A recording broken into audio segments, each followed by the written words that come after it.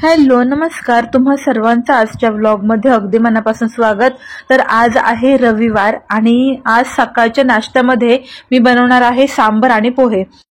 तर सांबर आणि पोहे बनवण्यासाठी ना जे जे साहित्य लागतं ते सगळं मी इथे घेतलेलं आहे, सर्व तयारी करून घेतलेली आहे। आधी मी सांबर बनवून घेते आणि मग पोहे बनवेन। तर सांबर बनवण्यासाठी इथे पातेलं गरम होण्यासाठी ठेवलेलं आहे। आता यामध्ये तेल टाकलेलं आहे।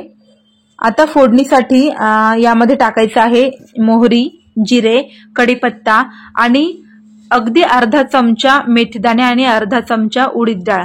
यामुळे खूप छान टेस्ट सांबरला येते आणि छान सुगंध सुद्धा येतो। त्यानंतर कढीपत्ता आणि हिंग टाकलेला आहे आणि बारीक चिरलेला कांदा लाल होईपर्यंत परतून घ्यायचा आहे। सोबतच लसूण आणि आलं सुद्धा ठेचून यामध्ये टाकायचं आहे। आता कांदा परतून झाल्यानंतर यामध्ये टोमॅटो टाकते आणि सोबतच मीठ सुद्धा टाकते, म्हणजे टोमॅटो पटकन मऊ पडतो।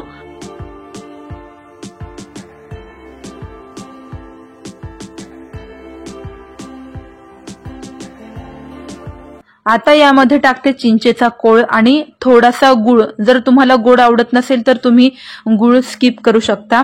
आमच्या घरामध्ये सर्वांनाच आंबट गोड असं सांबर आवडतं, त्यामुळे मी इथे थोडासा गुळ टाकणार आहे।